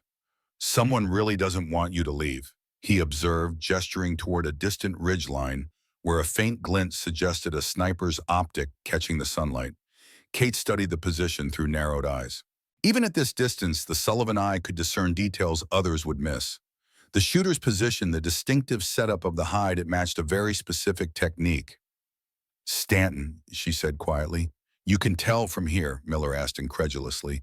The position setup is his signature. He taught it to my grandfather, who taught it to me.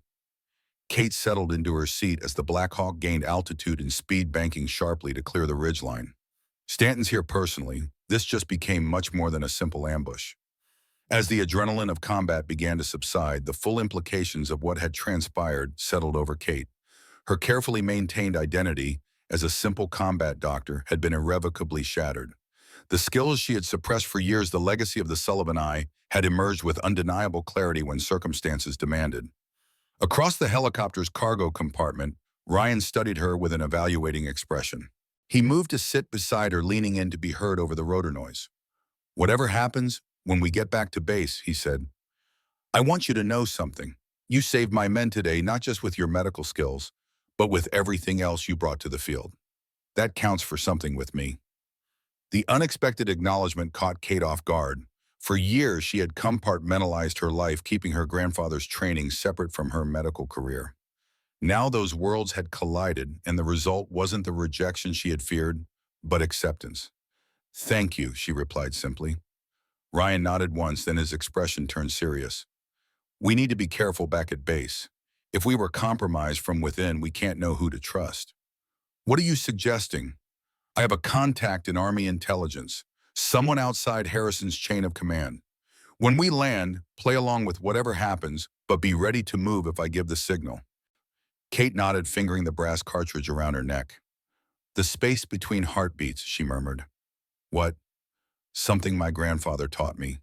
There's a perfect moment of stillness between each heartbeat, a moment of absolute clarity when everything else falls away. Ryan studied her face. We could use some clarity right about now. As the Blackhawk sped toward the relative safety of Eagle's Nest fob, Catherine Sullivan confronted a fundamental truth. The promise she had made to her grandfather to use her skills only to heal, never to harm, had been broken by necessity. But perhaps the true meaning of his guidance lay not in rigid adherence to one aspect of her training over another, but in the harmonious integration of both the healer and the hunter that defined the Sullivan legacy. The Sullivan Eye had awakened fully. There would be no returning to the comfortable fiction of being merely a combat doctor. Whatever came next would require embracing her complete inheritance, for better or worse. The Blackhawks touched down at Eagle's Nest under a darkening sky, rotors slowing as medical teams rushed forward to retrieve the wounded. Kate supervised the transfer of Sergeant Davis to a stretcher, issuing rapid instructions about his chest tube and medication requirements.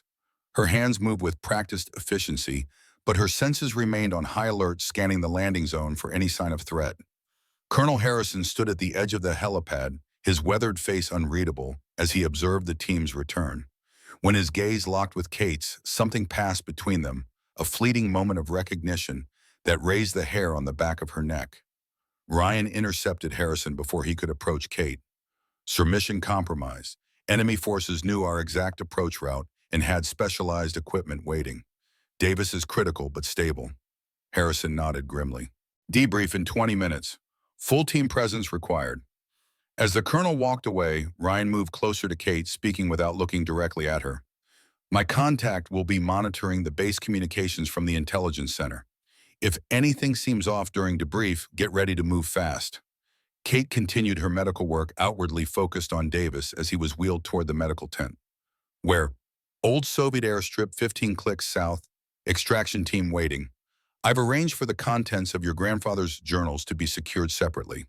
The calm, methodical way Ryan had prepared contingencies told Kate he'd been planning this long before today's mission. "You never trusted Harrison, did you?"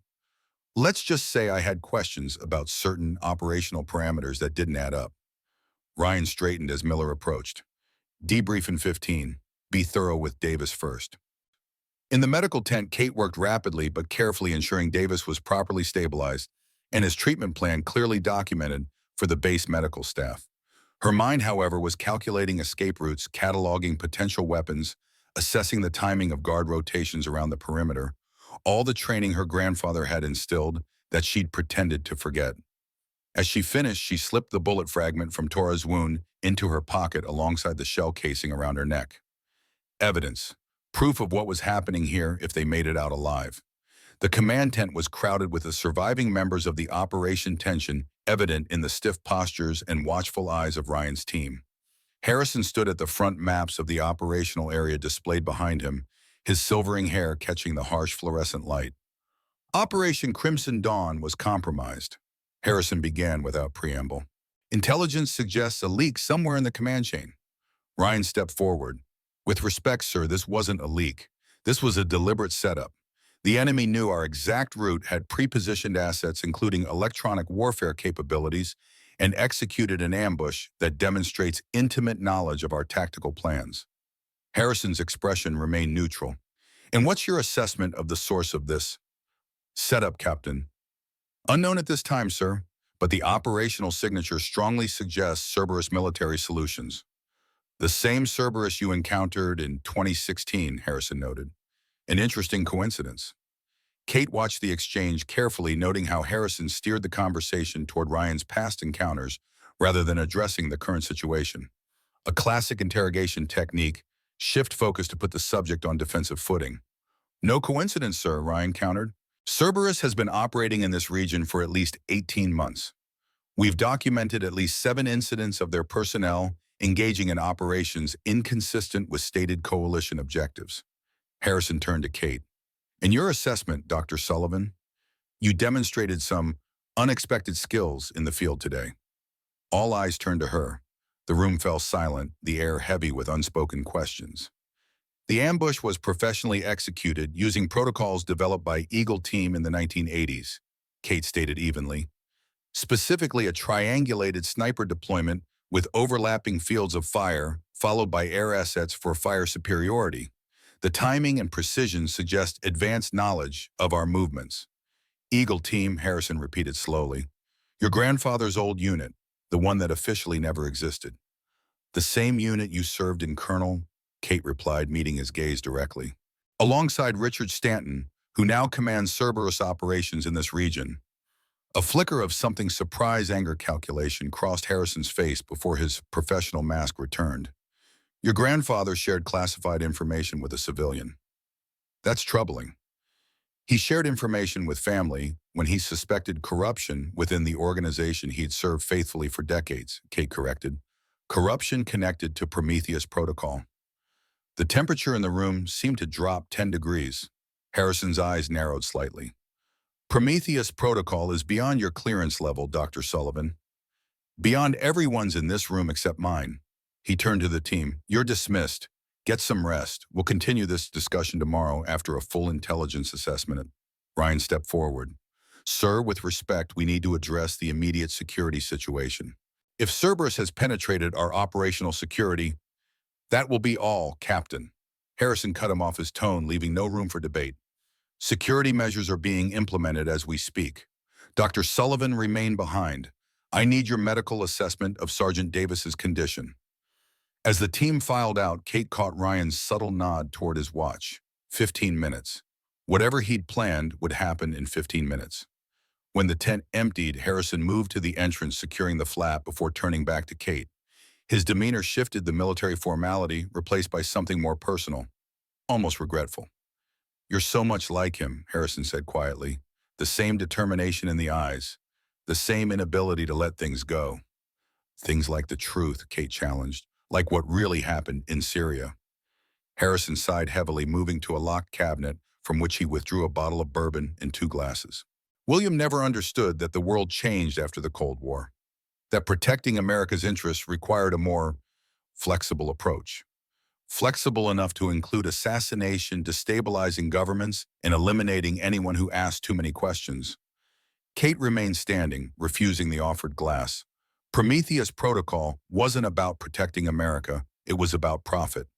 It was about sustainability, Harrison countered, pouring himself a generous measure. Do you have any idea how expensive it is to maintain an organization like Eagle Team Congress cut our funding by 60% after the Soviet Union fell? We needed alternative revenue streams. So you sold America's most elite special operations unit to the highest bidder. We partnered with private interests whose objectives aligned with national security. Oil companies, defense contractors, anyone who could pay. Harrison didn't deny it. Your grandfather discovered the full scope of Prometheus in 2017. He threatened to take what he knew to certain members of Congress, people who would have destroyed decades of vital work because they couldn't understand the necessity of our methods. So you had him killed, Kate stated flatly. You sent him to Syria knowing the operation was compromised. I gave him a chance to retire quietly. Harrison corrected, his voice hardening. To step aside gracefully, he refused. And Stanton pulled the trigger. William trained him too well. Harrison sipped his bourbon. The irony wasn't lost on any of us. Kate's hand drifted to her pocket, fingers closing around the bullet fragment. And now you've tried the same with me, using Bennett as bait, knowing I'd recognize the Cerberus operational signatures. I had hoped you'd be more pragmatic than your grandfather. Harrison studied her over the rim of his glass. There's still a place for you in what we're building, Catherine. The Sullivan Eye is a rare gift. Combined with your medical expertise, you'd be an extraordinary asset to Prometheus Protocol, to America's continued dominance in a chaotic world. Harrison set down his glass. Your grandfather taught you to shoot in the space between heartbeats, but he never understood that politics, strategy, true power exists in that same space, the pause between obvious choices where real decisions are made. Kate allowed a thin smile. He understood more than you think.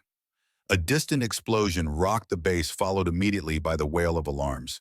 Harrison's head snapped toward the sound, his hand automatically reaching for his sidearm. That would be my ride, Kate said calmly. Harrison's expression darkened. Ryan, I should have known. He raised his pistol, aiming directly at Kate's chest. You won't make it off this base alive. Cerberus has operators throughout the perimeter, and they have only one objective tonight.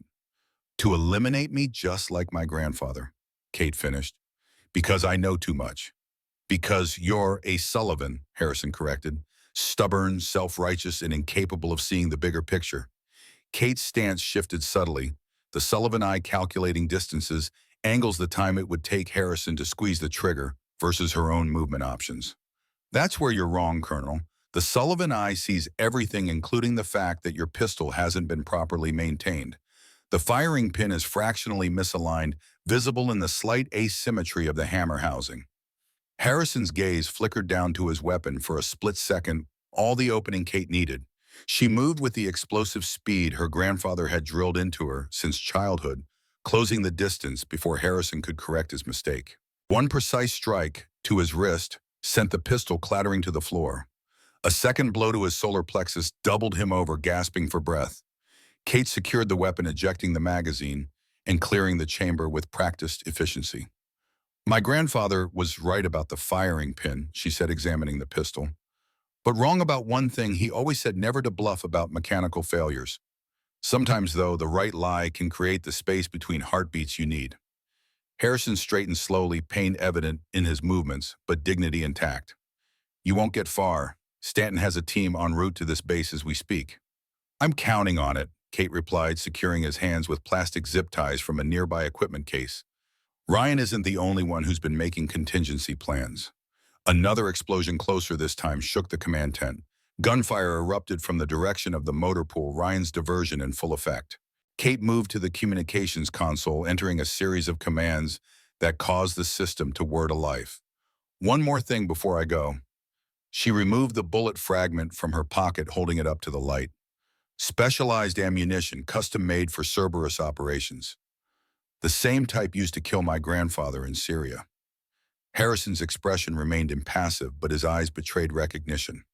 I analyzed the metallurgical composition, Kate continued, traced the manufacturing process to a specialized facility in Eastern Europe, a facility partially owned by a shell company connected to Prometheus Protocol.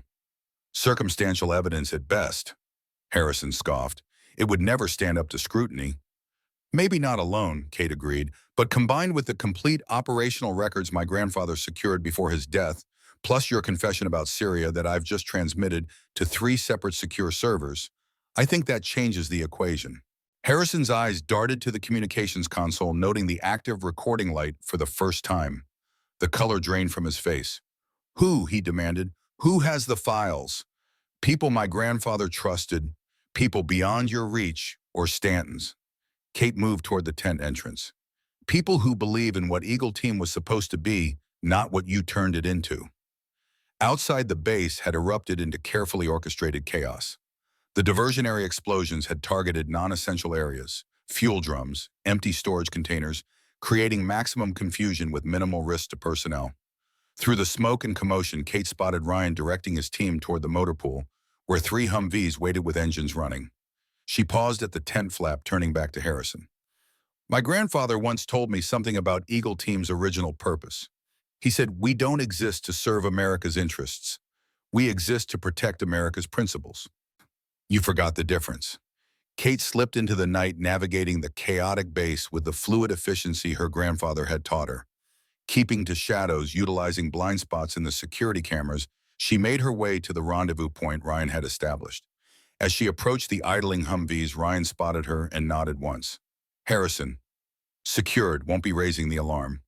Then let's move. We've got a 20-minute window before Cerberus air assets can intercept. Kate climbed into the lead vehicle, finding Miller behind the wheel. You're in on this too, Sergeant.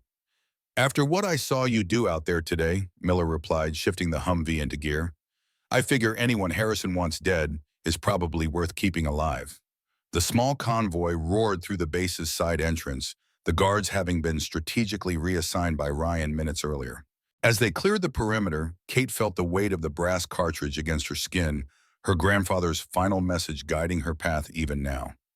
Where to? Miller asked as they reached the main road. Soviet airstrip, Ryan replied. 15 clicks south. We have a cargo plane waiting, unmarked, unregistered.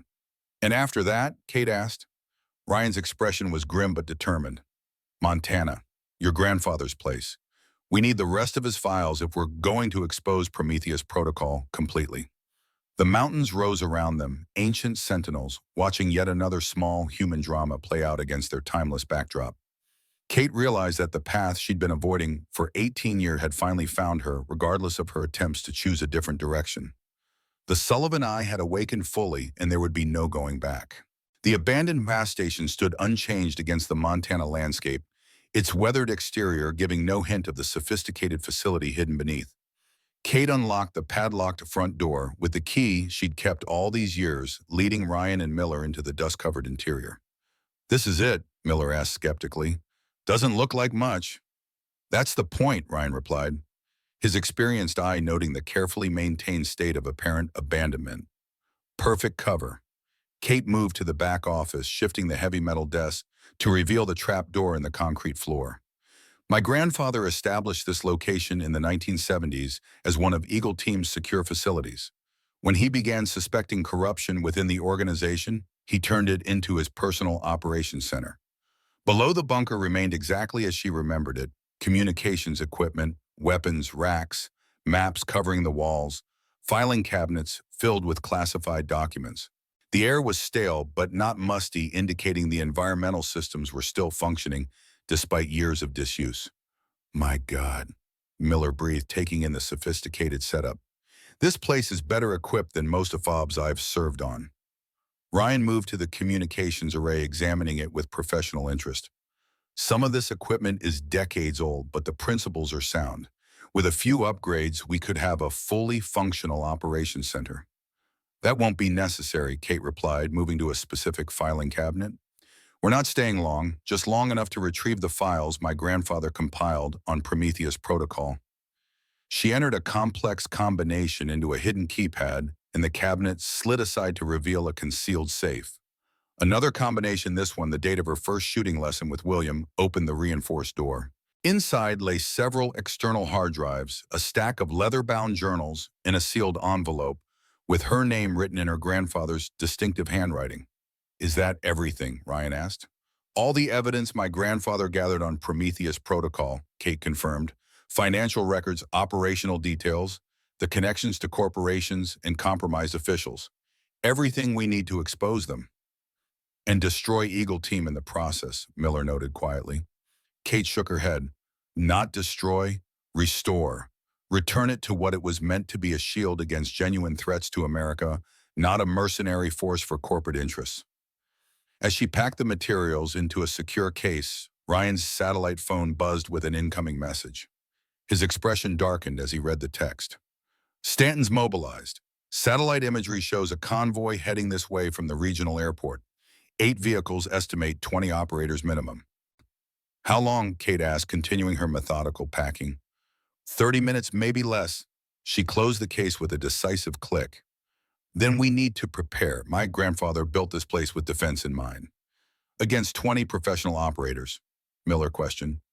The 3 of us? We won't be alone, Kate replied, moving to the communications console. She activated a system that looked decades old but responded instantly to her commands. My grandfather established a network of former Eagle Team operators who shared his concerns about Prometheus protocol. Men who left when the mission began to change. She entered a series of codes, then spoke clearly into the microphone. Wingspan actual authentication, Sullivan Alpha 79er. Eagle's Nest is hot. Repeat, Eagle's Nest is hot. For several seconds, nothing happened. Then the console crackled to life. Sullivan Alpha 79er authenticated. Wingspan elements responding. ETA 15 minutes. Kate turned to Ryan and Miller. Reinforcements. Veterans who served with my grandfather in the early days of Eagle Team. They've been maintaining watch over this location since his death. Ryan nodded, already moving into tactical planning mode. We need to establish defensive positions, create interlocking fields of fire. Miller, inventory, the weapons and ammunition. Sullivan, you know the terrain. What are our advantages? The high ground to the north provides excellent observation of all approach routes, Kate replied, pulling up a topographical map from her grandfather's files. There's a natural choke point where the access road narrows between 2 rock formations, and the building itself has reinforced walls and pre-positioned defensive measures. As they prepared, Kate opened the envelope her grandfather had left her. Inside was a single sheet of paper containing what appeared to be a poem or prayer. In the space between heartbeats, truth reveals itself. In the pause between breaths, clarity emerges. In the stillness between moments, wisdom speaks. Listen, little eagle, for in these spaces you will find me still. Beneath these words was a sequence of numbers, coordinates, followed by a simple instruction. When all else fails, go where they cannot follow. Kate tucked the paper into her pocket just as the bunker's motion sensors activated. On the security monitors, a group of men approached the gas station, not the expected Cerberus operators, but older men moving with the unmistakable efficiency of veteran Special Forces soldiers. Wingspan has arrived, she announced, heading for the stairs. Outside, Kate found herself facing 12 men, ranging in age from 60 to 75 each, carrying equipment that suggested decades of operational experience.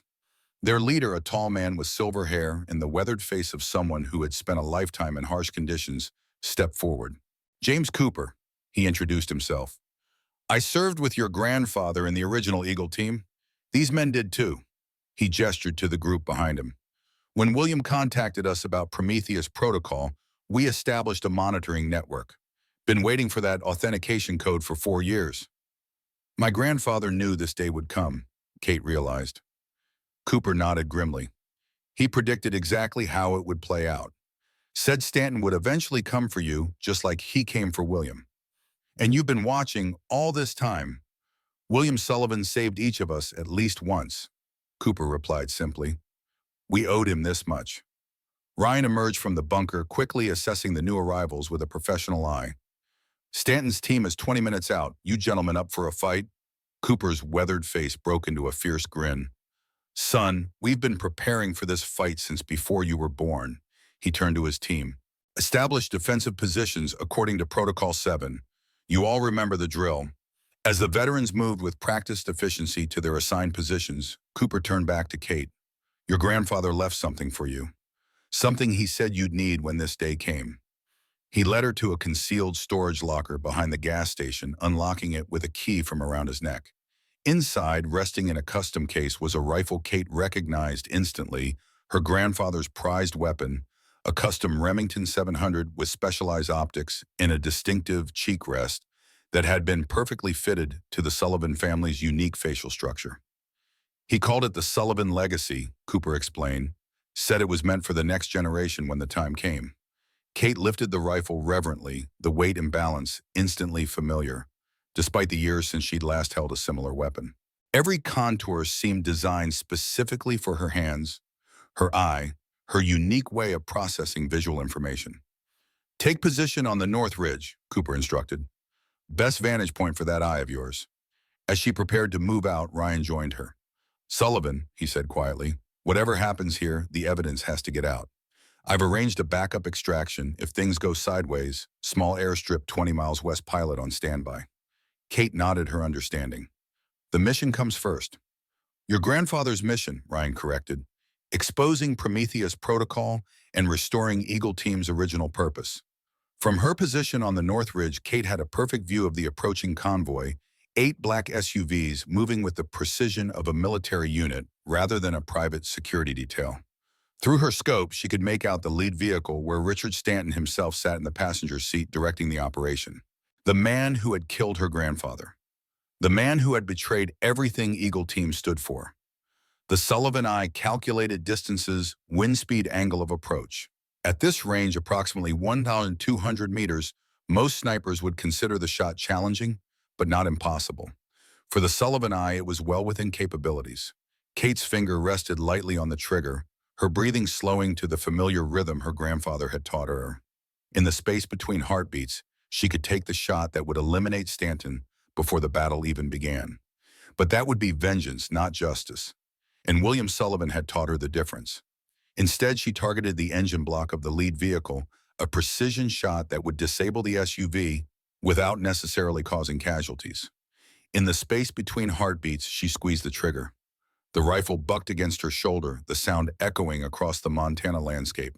Through her scope, she watched the round impact exactly where she'd intended the SUV, swerving to a stop as steam erupted from the damaged radiator. The convoy immediately shifted to defensive positions, the Cerberus operators deploying with the practiced efficiency of elite soldiers. Stanton emerged from the disabled vehicle, directing his teams with hand signals that Kate recognized from her grandfather's training. Cooper's voice came through her radio. "Excellent shot, Sullivan. You forced them to deploy farther from the building than they planned. Our advantage." The battle that followed unfolded like a chess match between master strategists. Stanton's Cerberus operators were younger, equipped with cutting-edge tactical gear and weapons. But Cooper's veterans had decades of experience, intimate knowledge of the terrain, and the home field advantage of defensive positions prepared years in advance. Kate provided precision fire support from her elevated position, not aiming to kill but to disrupt, disable, contain. Each shot was calculated to remove Cerberus operators from the fight without unnecessarily taking lives, disabling weapons, creating obstacles, eliminating tactical advantages. From her vantage point, she watched Ryan and Miller coordinating with Cooper's team, moving between prepared positions with the fluid efficiency of experienced operators. Despite never having worked together before, they functioned as a cohesive unit bound by the common purpose that had brought them together. Stanton, however, was not easily outmaneuvered. Recognizing the tactical situation, he deployed his forces in a flanking maneuver designed to isolate and eliminate individual defenders. It was a strategy Kate recognized from her grandfather's training divide. The opposition create localized superiority, systematically reduce resistance. Cooper, she called through the radio. Stanton's executing a Talon formation. 3 teams moving to isolate the southern approach. Just like William taught him, Cooper acknowledged, and just like William taught us to counter it. The veterans adjusted their positions with practiced coordination, creating overlapping fields of fire that forced Stanton's flanking teams to retreat or be caught in a crossfire. It was like watching a dance between old rivals who knew each other's moves by heart. As the battle intensified, Kate noticed Stanton himself moving toward the gas station building, accompanied by 2 operators providing close protection. He was going for the bunker, likely assuming that's where the evidence was stored. "Ryan," she radioed, "Stanton's approaching the bunker with 2 operators. I'm repositioning to intercept." "Negative," Ryan replied immediately. "Maintain your overwatch position. Miller and I will handle Stanton." Kate watched through her scope as Ryan and Miller moved to intercept, but they were suddenly pinned down by precise fire from a Cerberus sniper she hadn't identified. The Sullivan eye scanned the battlefield, quickly locating the hidden shooter in a position that showed professional skill and patience. She shifted her aim, calculating the complex variables: instantly, distance, wind, the minute adjustments needed for a non-lethal shot. In the space between heartbeats, she squeezed the trigger. The Cerberus sniper cried out as Kate's round struck his rifle, the precision shot destroying the weapon without injuring the operator. But the momentary distraction had cost her. Stanton and his team had disappeared from view, likely already entering the gas station. Kate made her decision instantly. Securing her rifle, she moved from her overwatch position, descending the ridge with the sure-footed speed her grandfather had drilled into her since childhood. The direct approach to the gas station was exposed to enemy fire, so she utilized a route her grandfather had shown her years ago, a natural depression that provided cover all the way to the building's rear entrance. As she approached, she heard gunfire from inside, short controlled bursts indicating close quarters combat. She entered through a maintenance door her grandfather had reinforced specifically for defensive operations, moving silently through the back storage area toward the office where the bunker entrance was located. Inside, she found Ryan engaged in a firefight with Stanton's 2 operators pinned down behind an overturned metal desk. Without hesitation, Kate fired twice precision shots that struck both operators' weapons, rendering them inoperable without causing lethal injuries. In the momentary confusion, Ryan moved with explosive speed, disabling both men with practiced efficiency. "Stanton?" Kate asked as she approached. "Headed down to the bunker," Ryan replied, securing the unconscious operators with zip ties. "Went in about 30 seconds ago." Kate moved toward the trapdoor, finding it open, and the lights below illuminated. She descended the stairs carefully, her grandfather's pistol, the custom 1911 she'd carried since Afghanistan, held ready. In the bunker, Richard Stanton stood before the open safe, examining its empty interior with an expression of cold fury. He turned as Kate entered, his hand moving to his sidearm with the smooth precision that had made him legendary in special operations circles. "Catherine Sullivan," he acknowledged, his hands stopping short of drawing his weapon. "You have your grandfather's timing." And his eye, Kate replied, her own weapon trained steadily on Stanton's center mass. "The evidence is gone, Stanton, already transmitted to people beyond your reach." "There's always reach," Stanton countered, his voice carrying the confidence of a man accustomed to removing obstacles. "No one is beyond Prometheus Protocol's influence." "My grandfather was," Kate said quietly. "That's why you killed him." Something flickered in Stanton's eyes, not guilt exactly, but perhaps regret. "William was my mentor, the finest operator I ever knew. His death wasn't the plan." "But you pulled the trigger anyway." Stanton didn't deny it. He discovered the full scope of what Prometheus had become. The network we'd built, the operations we'd conducted. He was going to expose everything, destroy decades of work. "Work that betrayed everything Eagle Team stood for," Kate replied. "Everything he taught you. He taught me to adapt, to overcome, to see the battlefield as it is, not as I wished it to be." Stanton's voice hardened. "The Cold War ended, Catherine. The world changed. William couldn't accept that protecting America's interests required new methods. Murder assassination, eliminating anyone who asked too many questions, necessary sacrifices for a greater purpose. Kate's aim remained unwavering. And what purpose was that, money, power? Or did you actually convince yourself you were still serving the country? America's dominance isn't maintained by idealism, Stanton replied coldly. It's secured through control of resources, strategic influence, and the elimination of threats before they materialize. Prometheus Protocol ensured that control, while making its architects extremely wealthy in the process. Stanton didn't deny this either. Patriotism doesn't pay the bills, Catherine. William never understood that. He understood more than you think, Kate countered. He saw what Prometheus was becoming years before you pulled the trigger in Syria. That's why he documented everything, every operation, every compromise, every betrayal. And now you think exposing all of it will somehow restore Eagle Team to its original purpose? Stanton's laugh held no humor. That world is gone, Catherine. It died with the Soviet Union. Principles don't expire, Stanton. That's something else my grandfather understood that you never did. Outside, the sounds of combat had diminished. Either Cooper's team had repelled the Cerberus operators, or they'd been overwhelmed. Either way, Kate knew time was running short. What happens now? Stanton asked, his stance shifting subtly as he assessed his options. Now you face justice for what you did to my grandfather, for what you did to Eagle Team. Stanton's expression hardened. There's no justice in this world, Catherine. Only power and those willing to use it. His hand moved with blinding speed toward his sidearm. The Sullivan eye registered the movement instantly, time seeming to slow as Kate's perceptions accelerated. She could take the shot, a clean kill that would eliminate the man who had murdered her grandfather, the man who had corrupted everything William Sullivan had built. In the space between heartbeats, Kate made her decision. Her aim shifted fractionally and she squeezed the trigger. Stanton cried out as the bullet struck his shoulder rather than his heart, the precision shot disabling his weapon arm without inflicting a lethal injury. His pistol clattered to the floor as he staggered back against the wall. William taught me to shoot in the space between heartbeats, Kate said quietly, approaching to secure his weapon. But he also taught me the difference between justice and vengeance. Footsteps on the stairs announced Ryan's arrival, his own weapon trained on Stanton as he entered. Cooper's team has neutralized the Cerberus operators. Minimal casualties on both sides. Good, Kate replied, never taking her eyes off Stanton. My grandfather wouldn't have wanted unnecessary bloodshed. Always the idealist, Stanton muttered, clutching his wounded shoulder. Just like William. The evidence has been transmitted, Ryan informed them. Army intelligence has initiated Operation Clean Sweep, simultaneous arrests of all Prometheus Protocol principals identified in your grandfather's files. It won't make a difference, Stanton insisted. Prometheus is too deeply embedded, too well protected.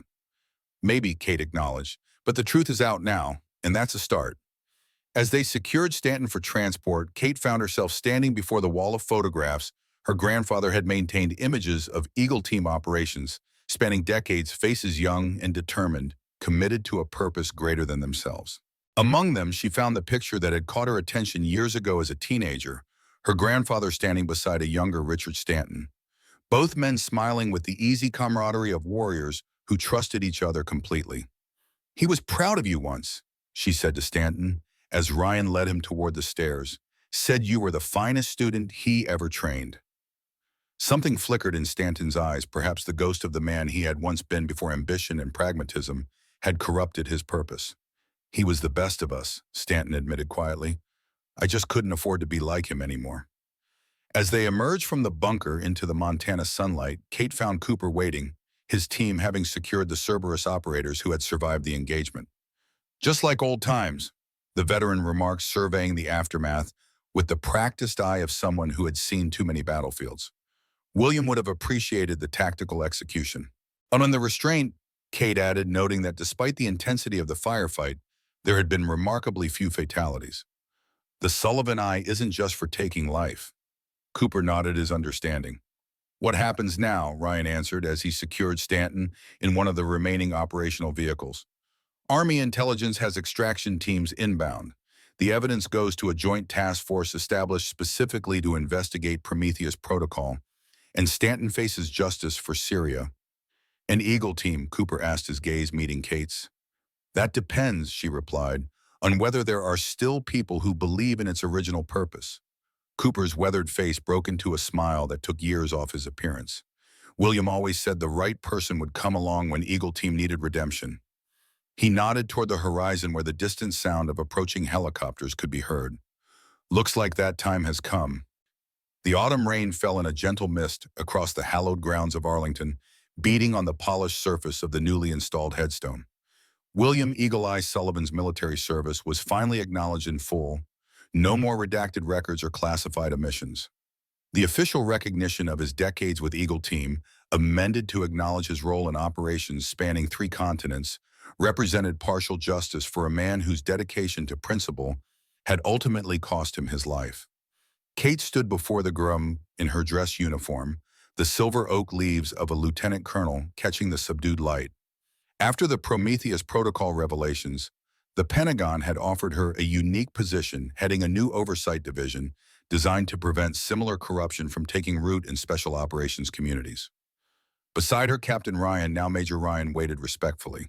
His testimony, combined with the evidence from Williams' archives and Stanton's confession, had led to the arrest and indictment of 27 individuals connected to Prometheus Protocol, including 3 high-ranking Pentagon officials and executives from 2 major defense contractors. He would have approved, Ryan said quietly, nodding toward the headstone. Not of the ceremony. William never cared for those, but of what you accomplished. What we accomplished, Kate corrected, her gaze still fixed on her grandfather's name. I couldn't have done it alone. The congressional hearings examining Prometheus Protocol had been conducted largely behind closed doors, given the classified nature of the operations involved, but their outcomes had been significant. Harrison and Stanton faced prosecution for multiple crimes, including William Sullivan's death. More importantly, the structural vulnerabilities that had allowed Prometheus Protocol to develop were being addressed through comprehensive reforms. The new unit is operational, Ryan informed her as they turned to leave the cemetery. Phoenix Team, combining your medical expertise with specialized tactical capabilities. A direct evolution from the original Eagle Team mission parameters. Kate nodded, feeling the weight of her grandfather's brass cartridge still hanging around her neck. Balance, she said, echoing Frank Miller's words from the night of the Montana confrontation. The precision to save a life with surgical skill or take one with a single shot. The wisdom to know which is required in any given moment. Is that what he taught you? Ryan asked. William? Not in those exact words, Kate replied. Shoot in the space between heartbeats, he always said. I thought he was just talking about marksmanship, that perfect moment of stillness when everything aligns. But it was more than that. As they reached the cemetery gates, rain still falling gently around them, Kate's hand rose unconsciously to the brass cartridge. It was about finding clarity in chaos, perfect precision in both healing and, when necessary, in dealing death, the balance that defines the Sullivan legacy. And now, Ryan asked, what does the Sullivan Eye see for the future? Kate looked toward the Capitol dome visible in the distance, her expression resolute. Vigilance, Prometheus Protocol may be exposed, but the temptation to use America's covert capabilities for private gain won't disappear. The Sullivan Eye will keep watching, keep protecting. Not alone, Ryan reminded her. Phoenix Team stands ready. Kate nodded, a slight smile touching her lips for the first time that day. My grandfather would appreciate the symmetry. The eagle dies, the phoenix rises. As they walked toward the waiting vehicle, Catherine Sullivan carried forward the dual legacy she had finally embraced: healer and protector, doctor and warrior.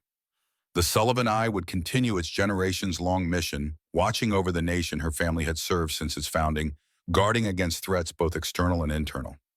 The brass cartridge hung warm against her skin, its inscription as relevant now as when William had first taught her its meaning. Shoot in the space between heartbeats. Find that perfect moment of clarity between extremes where precision and purpose align in perfect balance. The eagle's eye would continue its vigilant watch.